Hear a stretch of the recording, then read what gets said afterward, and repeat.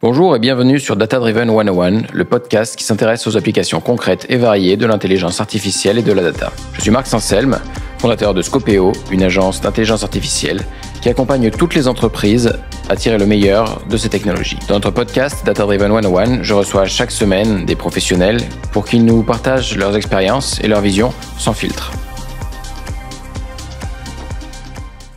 Aujourd'hui, je reçois Ronan Sy, responsable projet chez Data for Good. Data for Good est une association créée en 2014 dans le but de rassembler des bénévoles de la tech qui veulent faire le bien commun. Bonjour Ronan. Bonjour Marc. Alors Ronan, est-ce que tu peux nous parler un petit peu plus de Data for Good ? Quel est le sens de cette association ? Oui. Alors Data for Good, comme tu l'as dit, c'est une communauté entièrement de bénévoles. Et en fait, pour aider les associations, on va organiser plusieurs temps forts pendant la saison. Donc il y a un temps fort, qui commence maintenant en janvier, qui dure 3 mois. Ce temps fort, on appelle ça les saisons. Donc là, cette année, on vient de finir la semaine dernière la saison 12 de Data for Good. Et donc pendant 3 mois, un peu plus de 3 mois, on va en fait accompagner avec la communauté des associations qui ont des problématiques techniques. Alors avant, on parlait de problématiques data. En fait, en pratique, maintenant, on s'est rendu compte qu'il y avait toujours besoin d'avoir toute une panoplie de métiers qui va aussi bien de l'infra jusqu'à la data vis, voire le produit. Donc, c'est vraiment très tech. Donc, pendant cette saison, on va accompagner une dizaine d'associations. On essaye d'être très orienté sur l'impact, sur ce qu'on peut vraiment apporter à l'association pendant 3 mois, parce qu'on se doute bien qu'avec des bénévoles qui vont travailler 2, 3, 4 heures par semaine, on peut pas créer un nouveau Google. Donc voilà, on essaie vraiment de se concentrer sur l'impact, sur ce qu'on peut faire en 3 mois avec des bénévoles. En dehors de cette période de 3 mois, on va pouvoir accompagner aussi des associations sur du plus long terme, en fait, parce que les bénévoles, sur 3 mois, ils vont être très concentrés. On va avoir un peu le climax de la saison à la fin. On va pouvoir mettre en production un petit POC. On fait très peu de production, mais je pourrais peut-être en parler plus tard. Mais en fait, il y a des associations qui n'ont pas ce besoin-là, qui ont des choses très impactantes, mais qui peuvent durer 1 an, 2 ans. Donc là, on appelle ça le hors-saison, donc avec des bénévoles plus investis sur le long terme. On va créer une petite communauté. Alors, sur un projet, en général, il faut compter entre 5 à 10 bénévoles très actifs, quoi. Au-delà, de toute façon, ça devient compliqué à gérer pour une association. Et puis après, nous, pour la communauté aussi de bénévoles, on essaie aussi de faire de la formation. Pour les associations aussi, mais pour la communauté, on essaie de faire pas mal de formations, d'onboarding sur des nouvelles technologies, etc. Et nous, sur notre volonté propre, on va aussi faire un peu de plaidoyer, c'est-à-dire mettre en avant les associations qui nous ont plu, qui ont eu un fort impact. Donc pareil, ça, je pense que j'aurai l'occasion de donner quelques exemples. Ok. C'est quelle taille votre association du coup ? Alors, quand on lance une saison, on a 200 à 300 bénévoles qui vont s'impliquer dans la saison. Ouais. Mais l'équipe organisatrice, celle qui va vraiment gérer les temps forts, gérer les événements, etc., c'est entre 15 et 20 personnes. En fait, tous les ans, le turnover, il est très très fort. Tous les ans, on va être obligé de retrouver 5 à 10 personnes qui vont se réimpliquer dans l'équipe organisatrice pour pouvoir nous aider à faire la documentation sur Notion, organiser les événements, préparer les projets, spécifier les projets avant la saison. Enfin, avant même la saison, en janvier, il y a beaucoup de travail. En fait, nous, quand on est dans l'équipe orga, on va commencer en septembre, on va finir souvent mai, juin, parce qu'il y a toujours des choses de fond à faire, quoi. Alors, quels sont les enjeux sociétaux liés à la data ? Est-ce que tu peux nous structurer un peu cette pensée ? Vaste sujet. Alors, les enjeux sociétaux, tous les enjeux sociétaux, on peut retrouver la data dedans, parce que la data, c'est en fait une modélisation, une formalisation des problèmes qu'on a. Donc, dans n'importe quel enjeu, dans quelle problématique sociétale, on va pouvoir retrouver de la data. Nous, alors en plus, ça dépend beaucoup du contexte. Évidemment, quand Trump s'est fait élire, il y a eu énormément de projets sur les fake news. Il y a 10 ans, j'exagère, il y a 5 ans, on avait beaucoup de projets sur l'écologie, mais au niveau du CO2, le calcul de CO2, l'atelier d'automne notamment, passé par Data for Good. Et là, maintenant, on est plus sur pas mal de biodiversité. On a aussi beaucoup de choses autour de la vie publique, comment mieux appréhender les lois du Parlement européen, des choses comme ça. Alors, là, je parle aussi de projets qu'on nous envoie. On va pas tout accepter, 10 projets par saison, on peut pas tout accepter. Mais voilà, on a vraiment beaucoup de choses autour de l'écologie. Maintenant, on sait que, comme je disais, tous les pans de la société peuvent avoir des enjeux data. Et nous, ce qu'on a remarqué en interne, c'est qu'on avait beaucoup de mal à lancer des enjeux liés en fait aux problématiques sociales. Donc typiquement la pauvreté. Là cette année on en a un sur les 10 et c'est le seul qui a postulé sur une cartographie en fait des camps de SDF et des migrants à Paris pour pouvoir mieux organiser toutes les associations. C'est donc une asso qui centralise le besoin, qui vont faire des dons, etc.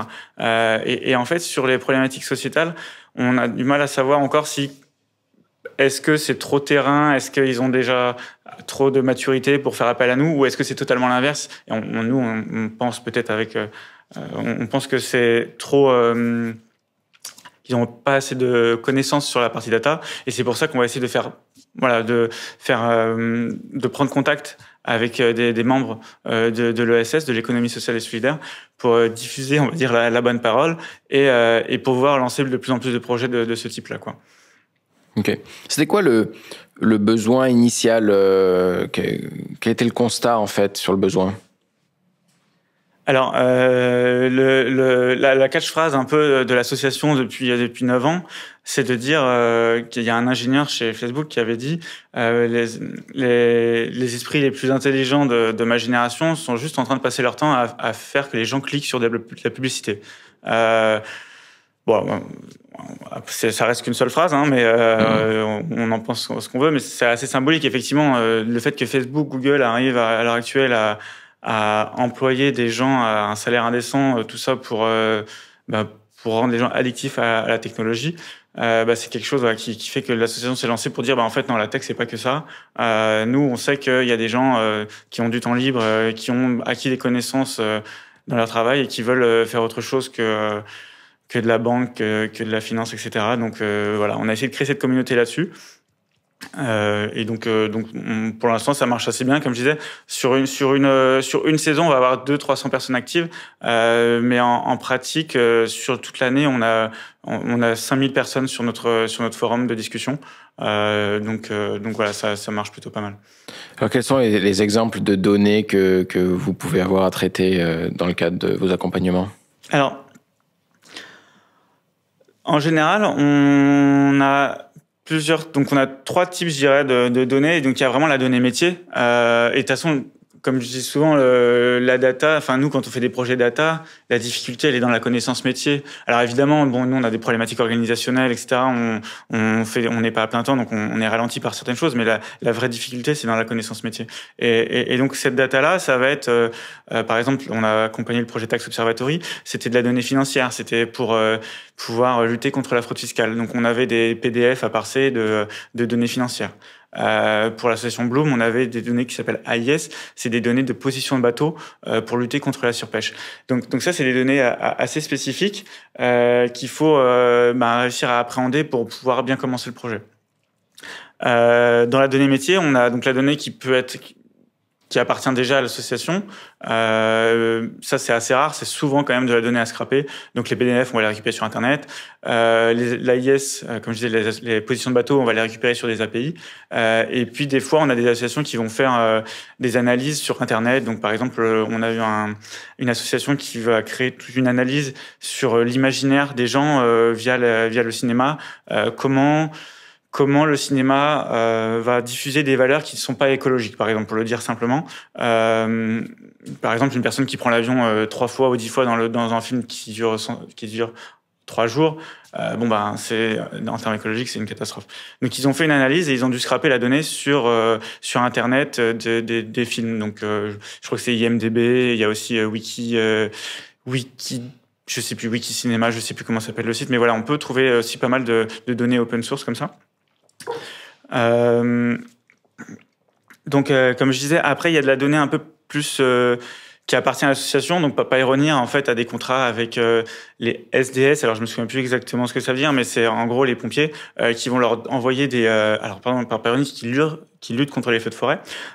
Donc ils vont recevoir de la donnée de caméras qui sont installées sur c'est leurs propres caméras qui vont installer dans des parcs forestiers. Ils vont récolter les images et ils vont lancer des algos de machine learning dessus. Pour détecter les feux de forêt dès le début. Avant, voilà, bien, ouais, excusez-moi, c'est exactement ça, pour détecter le feu de forêt via la fumée dès le début du feu, quoi. Donc voilà, je crois que c'est à peu près tout. Ouais, c'est très varié. Des choses très différentes. Ouais. Ouais. Et alors, les missions que vous faites d'accompagnement pour ces associations, on va dire les quelques missions types, c'est quoi? Alors, si on prend d'un point de vue technique, en fait, il y a comme je dis, la data est très variée, mais les missions tech aussi sont très variées. C'est-à-dire qu'on va pouvoir faire de la data vise, du storytelling aussi avec des spécifications, etc. On va faire aussi de l'infrastructure parce qu'il faut aider les associations à migrer sur leur propre cloud. Ça peut être de l'ETL pour pouvoir modifier la data, la remettre dans les bases de données. Donc gestion de bases de données, gestion cloud avec du S3 sur Scaleway au hasard. Donc c'est très varié, donc du développement forcément, essentiellement du Python. Ça c'est parce que la communauté de bénévoles fait qu'on peut pas lancer n'importe quel projet en Java par exemple. Là, la semaine dernière, il y avait une personne de l'association Interop qui travaille avec les hôpitaux, qui avait commencé un peu son pitch de fin de saison en disant oui. Bon, nous on travaille qu'en R, on a vite compris que ce serait pas possible, donc on a dû créer un pont pour pouvoir lire le Python avec leur outil en R, quoi. Donc ça c'est assez symbolique. On est aussi un peu restreint par la communauté. Oui.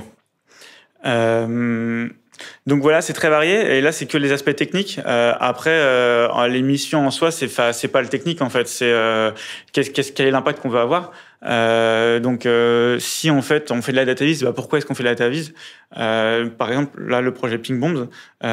Pourquoi Ping Bombs? Parce que c'est en fait pour vulgariser les méfaits de l'exploitation industrielle de saumon. En fait, ils ont fait une super data vise, un super storytelling pour pouvoir vulgariser la problématique au grand public. Et ça, c'est quelque chose qui est très intéressant. Ils ont fait un très beau projet. Mais par exemple, si on prend l'association Bloom, donc qui lutte contre la surpêche avec les fameuses données AIS, eux, leur sujet, c'est moins le grand public, ou du moins ce que j'ai pu voir passer, c'est moins le grand public. C'est plus de réussir à prouver que les bateaux sont en train de pêcher dans des aires marines protégées. Donc la finalité de la data vise n'est pas la même, c'est pas le même public. Là, Bloom avec la donnée, ils vont pouvoir aller porter plainte contre des industriels, etc. Donc c'est pas du tout le même public. On va pas faire les choses exactement pareil. La data vise sur Bloom, elle est beaucoup moins léchée que sur Ping Bombs. Donc après, il y a aussi, en termes de mission, il y a pas mal d'organisations internes. Je parlais d'Utopia 56, les camps de migrants. C'est beaucoup l'organisation interne. Mais ça, après, là, je parle de data for good, mais en fait, c'est quelque chose qu'on va aussi beaucoup retrouver en général dans le SS et même dans le privé. Je veux dire, pourquoi on utilise la donnée? C'est pour faire des KPI, pour les objectifs. Tout ça, c'est de l'organisation interne. Si on fait de la communication externe, comme je disais, il y a plusieurs manières de le faire, du plaidoyer, de la vulgarisation. Et après, il y a la pure R&D. Donc là, comme Pioneer, les feux de forêt, on va faire des algos de machine learning super développés. Et voilà, en fonction de la finalité et de l'impact qu'on veut avoir, on va vraiment aborder la technique différemment, forcément. Ok. Et alors, les associations qui sont vos clients, entre guillemets, ça ressemble à quoi, généralement? C'est soit des associations qui sont pas assez grosses pour avoir leur propre data scientist, ou alors un ou deux. Parce que les très grosses associations, les très grosses ONG, elles font pas faire appel à nous. Alors c'est très très rare. C'est déjà arrivé, c'est très très rare. Je vais expliquer dans quel cas ça peut arriver. Donc soit des associations moyennes, soit sinon ça va être va dire un peu des entrepreneurs sociaux, c'est-à-dire des gens qui sont pas forcément attirés par la Startup Nation, qui sont peut-être déjà impliqués dans l'ESS et qui vont porter un projet à eux tout seuls. Bah ça, ces gens-là, on va les accepter parce qu'on sait qu'ils sont dans l'ESS depuis longtemps. Évidemment, nous, on fait un tri aussi parce qu'on a vu tellement de projets échouer parce qu'en fait, la personne est toute seule et le projet est pas assez mature. Donc, on va attendre quand même une certaine maturité. Mais par exemple, là, on a accepté pour la saison 12 2 personnes qui travaillaient depuis longtemps avec les Shifters, donc l'Observatoire des imaginaires dont je parlais tout à l'heure sur le cinéma, les images véhiculées par le cinéma. Bah, en fait, ça, c'est 2 personnes qui étaient volontaires chez les Shifters depuis un moment. Ping Bombs, l'association venait d'être créée, mais c'était déjà plusieurs personnes qui étaient très motivées et qui avaient travaillé dans d'autres ONG au préalable.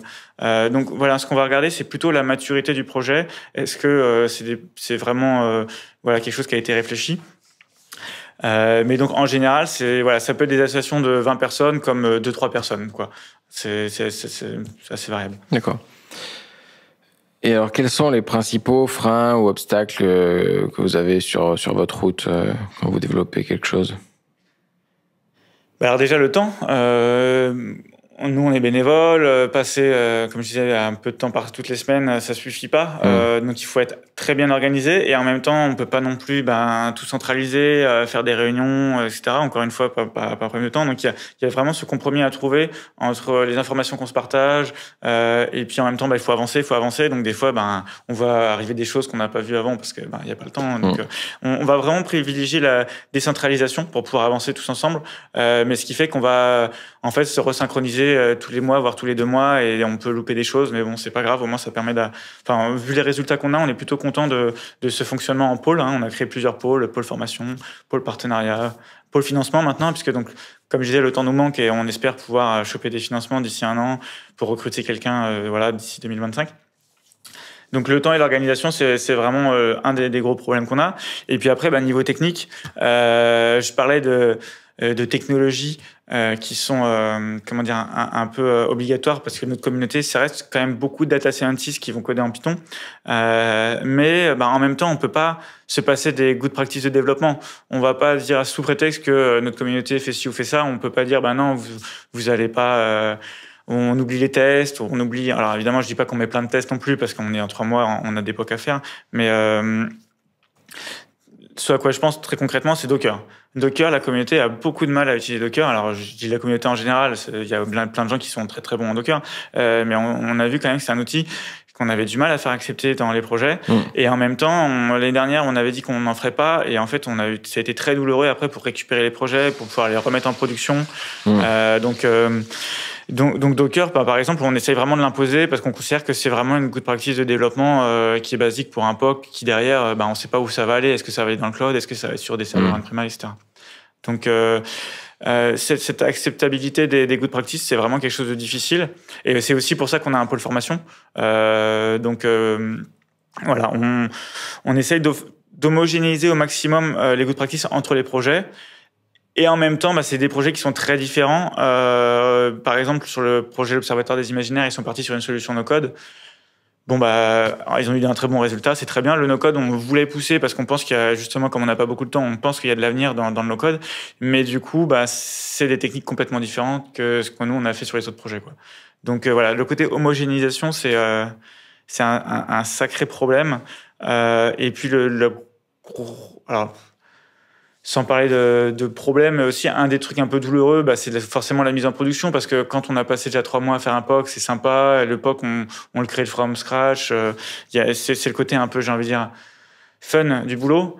Et puis en fin de saison, quand on doit se taper les mises en production, que les bénévoles sont souvent plus là parce que c'est la fin de la saison, etc. Alors j'exagère un peu, les bénévoles vont toujours un peu rester, mais souvent c'est pas des gens qui sont très infra.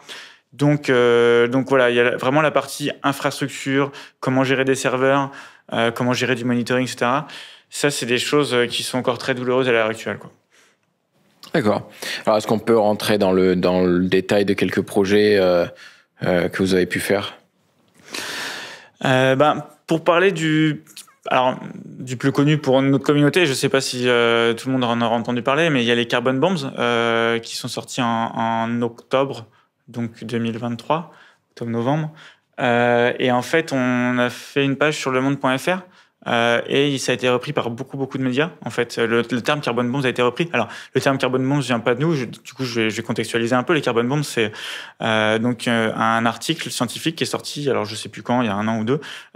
Et en fait, pour pouvoir donner qui explique dans cet article, l'article explique que Total et plein d'autres d'ailleurs entités, aussi bien des banques, des entreprises pétrolières, vont participer à des projets qui sont en fait des bombes climatiques. C'est-à-dire que la quantité de CO2 émise par le pétrole ou le gaz qui va être extrait de ces mines, de ces projets, contient à eux seuls tellement de CO2 qu'en fait on explose les accords de Paris, quoi. Et chacun de ces projets, on considère que c'est une bombe climatique parce que chacun de ces projets peut faire exploser l'accord de Paris. Et donc cet article, on l'a repris. Alors c'est une collaboration entre une association qui s'appelle Eclaircy et Data for Good. Et donc on l'a repris pour faire une super data vise, un peu comme Ping Bomb. Je disais là, le but c'est vraiment de faire quelque chose de vulgarisé pour le grand public, pour alerter le grand public sur une problématique. Et en fait, il y a eu une commission d'enquête au Sénat qui a été lancée sur les activités de Total. Et en fait, donc Data for Good a été appelé pour témoigner à cette commission d'enquête. Donc ça, c'est quelque chose qui a été très fort pour nous parce que voilà, les projets qui vont vraiment avoir de l'impact, comme je disais, c'est ce qui nous fait vivre aussi. Donc, on a été vraiment très heureux de ce résultat-là. Après, j'ai déjà parlé de Bloom plusieurs fois, mais pour nous, c'est un très très gros projet. Ça fait 1 an et demi, donc on a fait 1 an d'hors saison et 3 mois de saison.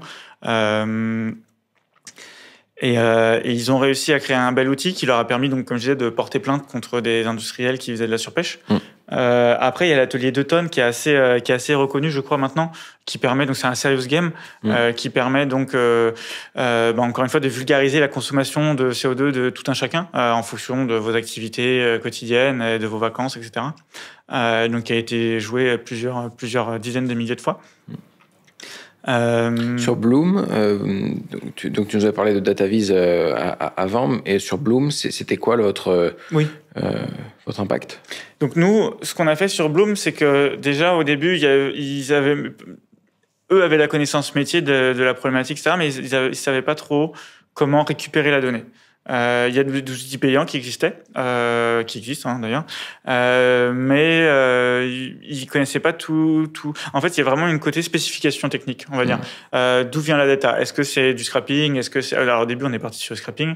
Ensuite, on s'est rendu compte que le scrapping c'était très douloureux, et en plus il y avait un outil qu'ils connaissaient pas, qu'on a réussi à trouver nous sur internet en creusant un peu, qui était beaucoup moins cher, qui s'appelle Spire. En l'occurrence, c'est une API payante pour récupérer l'AIS, les données AIS. Et donc au final, donc on avait implémenté les deux en parallèle, le scrapping plus l'école API, et au final Spire faisait très bien le boulot.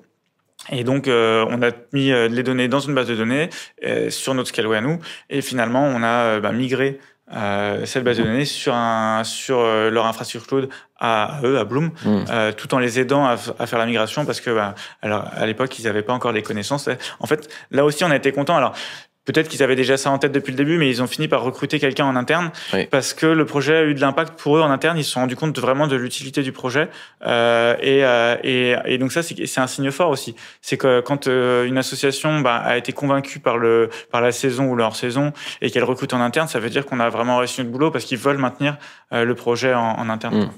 AIS, ça veut dire quoi? Données AIS? J'ai plus le terme en tête. C'est des données de pêche? Oui, voilà, c'est les données de position de bateau. C'est les positions de bateau. D'accord. Et donc, c'est obligatoire pour un bateau de renvoyer les données de position via ce fameux capteur AIS. Et donc, on peut les récupérer en payant, mais bien sûr, les bateaux vont tricher un peu. Quand ils vont pêcher dans des zones, dans des aires marines protégées, en fait, ils vont souvent éteindre leur capteur. Donc ça, c'est un des trucs, on y réfléchit depuis un bon moment. Comment est-ce qu'on pourrait pas créer un algorithme qui pourrait dire ok, il a éteint avant d'arriver dans la zone, il est resté tant de temps, il est ressorti à ce moment-là, on sait que c'est la saison de la pêche. Voilà, donc comment on fait? Alors, il se trouve que, alors c'est rigolo, tout à l'heure je parlais de Google et Facebook, mais là il se trouve que Google a soutenu un projet qui fait exactement ça. Donc forcément, on va pas s'amuser, ce qui est open source, hein, on va pas s'amuser à refaire ce qui a déjà été fait. Mais donc, si on continue à les accompagner, on se disait que peut-être d'ici 1 an ou 2, on pourrait reprendre cet algo pour l'utiliser chez Bloom, quoi. Ok, d'accord. Ouais, donc l'idée, c'est d'utiliser la donnée de position de bateau pour lever l'alerte sur une potentielle surpêche. Et ensuite, c'est des contrôles réels qui vont faire la fin du travail. Ouais, c'est ça. Alors là, c'est vrai que je suis peut-être allé un peu vite, mais j'ai voulu simplifier le problème. En fait, en France, il y a un autre problème qui est législatif, c'est que en fait, dans les aires marines protégées, on a le droit de pêcher. Ce qui est pas... Il y a des législations, ou du moins des normes un peu mondiales qui existent et qui disent que ça devrait pas être le cas. Une zone marine protégée, ça devrait être une zone où on n'a pas le droit de pêcher de manière industrielle. Ça, Bloom fait bien la différence entre la pêche artisanale et la pêche industrielle. Et elle est très soutenue d'ailleurs l'association est très soutenue par les pêcheurs qui sont souvent mangés par les gros industriels. Et donc en fait, on parle de surpêche et pas de pêche interdite, hélas, parce que la pêche n'est pas interdite en France. À l'heure actuelle, les aires marines strictement protégées, je sais plus exactement quel est le terme, mais pour les aires marines dans lesquelles on n'a pas le droit de pêcher, ça ne représente que 0,3% des aires françaises, alors que notre cher président avait promis que 30% des zones françaises seraient protégées d'ici 2025. Donc elles sont protégées de quoi? On ne sait pas trop, mais elles sont protégées. Et donc voilà, c'est aussi ça qu'essaye de mettre en avant Bloom. Oui, porter plainte contre la pêche illégale quand il y en a, c'est bien, mais en fait, juste faire une législation adaptée, c'est mieux, quoi. Alors, qu'est-ce que vous devez beaucoup répéter chez Data for Good à des interlocuteurs non techniques en termes d'évangélisation, par exemple? Comme je disais tout à l'heure, souvent la solution, elle n'est pas dans la technique. Elle est dans le métier. C'est les associations qui apportent des solutions et nous, on va juste essayer de mettre sur le papier et sur le code les idées qu'eux, ils ont. Tous les ans, on a des personnes qui viennent en nous disant « Oui, mais grâce à cette application, moi, je vais créer une communauté qui va faire ça. » En fait, non, ça marche pas du tout comme ça. Créer ta communauté sur WhatsApp s'il faut. Quand tu as plus de 30 personnes motivées pour faire ce que tu as envie de faire, ça veut dire que tu as un filon. Enfin, j'ai envie de dire, c'est presque comme quand tu crées une startup. C'est d'abord, tu vérifies ton POC, ton proof of concept, avant d'investir dans de la technique, dans une technique un peu bien foutue, quoi. Là, non. Nous, on résout pas des problèmes, on aide à résoudre des problèmes. Et donc, du coup, ça, tous les ans, entre septembre et décembre, quand on a les associations qui postulent, on se retrouve un peu toujours à dire, en fait, non, nous, on n'est pas là pour créer des applications en 3 mois, alors que vous n'avez pas encore, vous, utilisé concrètement ce type d'idée sur le terrain, quoi. Donc voilà. Et je pense que pour le machine learning, le machine learning, c'est encore plus vrai. C'est-à-dire que là, depuis 1 an, on entend peut-être 2 ans, mais on entend beaucoup plus parler de machine learning. Quand on a des calculs de CO2, c'est sur le machine learning. Quand on a un projet qui veut détecter quelque chose, c'est avec du machine learning. Bon, voilà, c'est un peu le buzzword en ce moment. Nous-mêmes, d'ailleurs, on a auto-porté un projet qui s'appelle le livre blanc de l'IA. On est assez fiers. C'est un projet qu'on a apporté sur la saison 11, donc l'année dernière. Et en fait, il y a eu un certain retentissement dans la communauté française. Alors peut-être parce qu'il y a moins de références en français qu'en anglais, mais il a été pas mal cité et on était assez contents. Donc, et nous, dans ce livre-là, dans ce livre blanc, on se positionne en disant, il faut être lucide. C'est-à-dire qu'il y a des défauts, on ne peut pas utiliser l'IA pour tout, on ne va pas demander à une association de faire, alors il y en a qui y arrivent, mais de faire du data mining, de faire tourner leurs propres algos, etc. S'il y a des API payantes, faites un test avec une API payante, essayez de faire fonctionner quelque chose en payant 100 € par mois. Si vous y arrivez, en fonction des résultats, vous improvisez. Soit vous avez réussi à faire quelque chose d'extraordinaire et effectivement, ça vaut le coup de pousser. Soit ça marche bof, et voilà, peut-être qu'il faut se demander qu'est-ce qui fonctionne pas. Mais pour l'instant, voilà, il faut d'abord se rendre compte de qu'est-ce qu'on veut vraiment faire avec l'IA, avec la data, quoi. Peut-être juste pour parler un peu du livre blanc de l'IA en 5 secondes, on a créé un jeu de cartes on a co-créé avec l'association Latitude, un jeu de cartes qui est basé donc sur ce livre blanc, et donc ça s'appelle La bataille de l'IA. Oui. Et en fait c'est pareil, enfin je dis pareil parce qu'on a beaucoup parlé de serious game là depuis tout à l'heure, mais La bataille de l'IA, c'est une sorte de serious game qui va se faire en 2 heures, en 3 parties, et qui va en fait vulgariser les différentes problématiques de l'IA à l'heure actuelle. Donc c'est très récent puisque on parle de ChatGPT, etc. Et finalement, et donc tu parlais un peu d'enjeu, là c'était une de tes premières questions, l'enjeu de la data. Bah forcément, quand on parle d'enjeu de la data, on parle aussi de l'enjeu de l'IA derrière. Et notamment pour l'IA, on va beaucoup entendre parler de biais. Donc là, voilà, les biais, les problématiques sociétales avec le remplacement par exemple, c'est un exemple très connu, mais le remplacement de la force humaine par éventuellement des machines. Donc ça, c'est des sujets qui sont abordés. Mais on va aussi aborder des sujets un petit peu plus poussés. Donc voilà, je laisserai découvrir. Pour ceux qui veulent, n'hésitez pas à contacter Latitude. Vous pouvez le faire jouer en entreprise par des personnes de Latitude. Donc voilà, si c'est des sujets qui intéressent. D'accord, c'est un jeu de cartes, ça se joue à combien? Autant que vous voulez.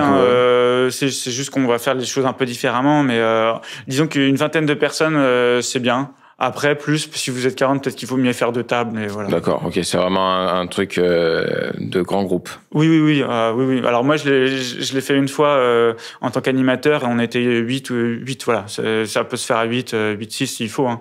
Okay. Voilà. Alors, quelles erreurs tu peux nous partager on va dire sur la route d'un développement, sur la route de l'assistance à des associations qui forcément sont pas techniques à la base. Qu'est-ce qu'on peut éviter comme erreur? Ouais. Alors, on va rester un peu sur la technique, parce que c'est vrai que je pourrais parler d'organisation pendant 2 heures, mais sur la technique déjà, ça sert à rien d'essayer d'optimiser à l'avance. J'ai un collègue avant qui me disait premature optimization is the root of evil. Donc, si on s'amuse à tout optimiser dès le début, on est sûr qu'on va se planter, hein, grosso modo. Et nous, on l'a fait. On l'a fait, en fait, il y a 2 ans, on a créé le pôle tech. C'était le début de l'organisation en pôle. On a créé le pôle tech. Et un des premiers trucs qu'on a fait, en fait, c'était des personnes nouvelles dans Data for Good. Moi, personnellement, j'avais fait qu'1 saison avant de rentrer dans le pôle tech. Et on avait finalement assez peu d'expérience des saisons à part entière. C'est peut-être aussi un des défauts de ce côté un peu très décentralisé. Mais ce qu'on a fait, c'est qu'on a mis un super outil Kubernetes dans le cloud en disant, voilà, les gens n'auront plus qu'à lancer je sais plus comment s'appelle ce script. Ces scripts sur Kubernetes, mais en gros, les gens qui savent utiliser les scripts Kubernetes pourront lancer leurs outils sur Kubernetes. Ce sera magique, ils seront indépendants, etc. Bon, ça n'a évidemment aucun sens. Alors, c'est toujours plus facile à dire a posteriori, mais quand on voit qu'on avait du mal sur beaucoup d'associations à juste lancer un serveur et à se connecter en SSH dessus parce que les gens sont en Windows, etc. Bon, Kubernetes en mode autonome, ça n'avait vraiment aucun sens. Voilà, donc on a bien appris sur le tas. Les associations, en fait, nous, on va les chercher. On va vraiment les chercher parce que la plupart des gens qui postulent, soit ne sont pas conscients de ce qu'ils veulent faire, soit ça correspond pas vraiment au mode Data for Good. C'est-à-dire que sinon, on n'est pas là juste pour faire une petite application ou pour faire un site web. Nous, il faut qu'il y ait de la data, il faut qu'il y ait un impact, etc. Donc, il y a quand même beaucoup d'associations qui nous contactent et ça ne matche pas, quoi. Donc, nous, on va beaucoup les chercher. On va beaucoup les chercher pour mieux cibler, quoi. Ensuite, sur les erreurs techniques, c'est toujours aller au plus simple, j'ai envie de dire. Alors, c'est un peu comme premature optimization, mais même sans parler d'optimisation, c'est comment faire. En fait, nous, on a eu un débat cette année sur quel outil on utilise pour faire la data vise. En fait, dans la plupart des cas, un Streamlit, ça suffit. Alors, pour ceux qui connaissent Streamlit, c'est un outil qui permet, en Python, de lancer une interface graphique avec des boutons, des interactions, afficher des graphes Plotly. Donc, Plotly, c'est une librairie Python qui permet de faire des graphes. C'est bien foutu. Il y a d'autres librairies qui font ça. Dash, qui est légèrement plus compliqué. En fait, c'est ça aussi qui est un vrai problème à l'heure actuelle, c'est qu'il y a 150 librairies pour chaque problème, pour chaque fonction. Et donc, bref, Streamlit a plusieurs compétiteurs. Et en fait, on a passé, je crois, au moins 3 semaines dans chaque projet. C'était le même débat dans chaque projet à discuter. Mais est-ce qu'on part sur du React? Est-ce qu'on part sur d'autres outils qui sont basés sur du SQL? Est-ce qu'on part sur du Python? En fait, nous, on est là pour faire des POC. On est là pour faire des POC, pour convaincre des gens à un moment donné et faire quelque chose d'hyper beau. C'est pas souvent le cas. J'ai parlé de Ping Bombs tout à l'heure. C'est quand même un cas particulier. Sur les 10 projets, il y en a peut-être que 2 ou 3 qui ont vraiment besoin d'avoir une interface très très belle. Et dans ce cas-là, oui, faites du React. Mais sinon, si vous avez juste besoin de convaincre en interne, j'ai pas parlé de Zéro Déchet Sauvage, mais par exemple, Zéro Déchet Sauvage, c'est une association qui a besoin de créer une database qui montre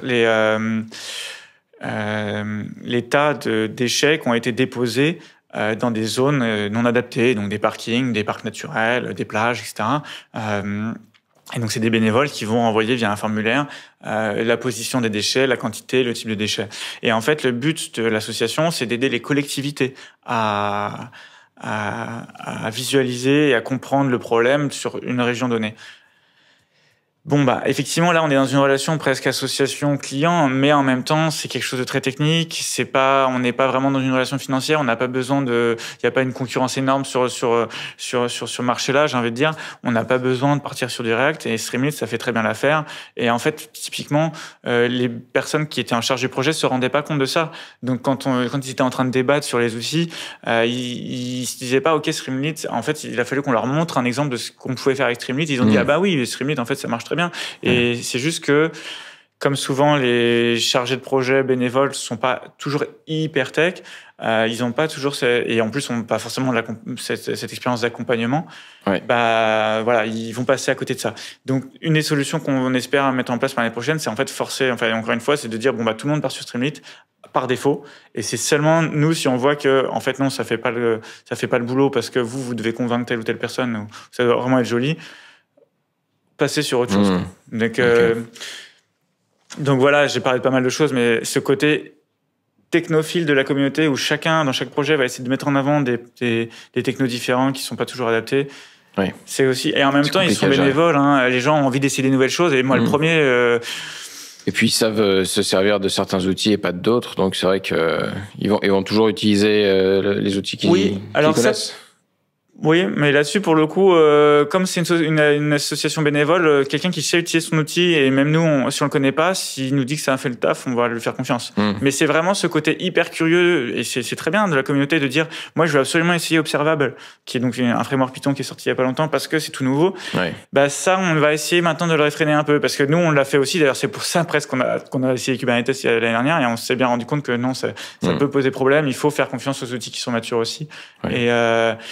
Et donc, on n'est pas juste là pour servir de toy set, quoi. Alors, ça s'est très bien passé, la saison. Hein. Ils ont fait un très beau taf sur Observable. Il y en a qui ont fait du Dash, ça s'est très bien passé aussi. Mais est-ce que, en gagnant les 2 petites semaines de discussion, est-ce qu'on n'aurait pas pu faire encore mieux? Bah, c'est ce qu'on espère. Et à l'inverse, l'année dernière, enfin, il y a eu un échec cette année, parce qu'on a lancé 11 projets, il y en a que 10 qui ont abouti. L'année dernière, il y a eu 2 échecs. Est-ce que c'est aussi à cause de problématiques comme ça? Enfin voilà, il faut qu'on réduise au maximum ce genre de friction pour que tous les projets arrivent à fin, quoi. Alors, quel conseil tu donnerais à une association sur la gestion de sa data en interne et sur l'adoption d'outils IA? C'est un peu comme les conseils, les conseils dont on parlait tout à l'heure sur le fait que c'est pas la data qui fait tout. Il faut il faut déjà utiliser des outils. Enfin, faut pas se dire qu'en recrutant quelqu'un on va faire sauter les. Enfin, déjà recruter quelqu'un c'est bien pour avoir quelqu'un à plein temps. Utiliser des outils, mais cette personne-là peut pas se permettre de tout faire toute seule. Il faut mieux utiliser des outils payants. En fait, nous on va souvent dire ça, c'est que si vous avez pas de temps, il faut quand même dépenser un peu d'argent, quoi. Si vous n'avez pas 3-4 ingés pour faire tout ça, il faut utiliser des API payantes, comme je disais, pour le machine learning. Il faut utiliser le cloud au lieu de faire de tout en on-premise. Voilà, donc ça, c'est un autre problème. Si vous n'avez pas de temps, pas d'argent, là, donc nous, on peut aider Data for Good pendant 3 mois. Il y a eu des associations qui ont réussi à avoir des financements, en fait, grâce à notre travail. Je pense à Quota Climat, qui était en hors-saison l'année dernière. Ils ont réussi via Quota Climat, qui est un média qui va en fait scraper de la donnée sur Internet sur ce que sortent les autres médias grand public pour pouvoir dire ok le taux de sujets écologiques par exemple c'est 1% à l'heure actuelle sur, je dis un chiffre au hasard, j'ai plus les chiffres en tête, mais bon, Quota Climat on parle souvent sur LinkedIn, donc je vous invite à regarder si ça vous intéresse. Mais voilà, ils vont faire des statistiques comme ça grâce à du scrapping. Et ils ont, grâce à ce projet, ils ont réussi à avoir un financement de l'ADEME. Donc, c'est là où nous, on a notre rôle à jouer. C'est-à-dire que si vous n'avez pas de temps, pas d'argent, on peut vous aider pendant 3 à 6 mois. Je dis 3 à 6 mois parce que les saisons, ça dure toujours un peu plus longtemps que 3 mois, mais après un peu en off. On peut vous aider, mais après, il faut réussir à vous débrouiller tout seul. Soit vous êtes convaincu que le POC est utile, comme je disais tout à l'heure, et vous arrivez à financer en interne, soit vous demandez des financements grâce au projet. Soit après, il y a d'autres sujets. C'est que dans la communauté Tech for Good, il y a pas mal de choses. Donc, il y a Latitude, il y a Shareit, il y a Make Sense, qui sont des incubateurs qui vont souvent prendre des projets un peu plus matures que nous. Typiquement, je crois que chez Shareit, il faut avoir 2 employés à temps plein, alors que nous, on n'a pas cette contrainte-là.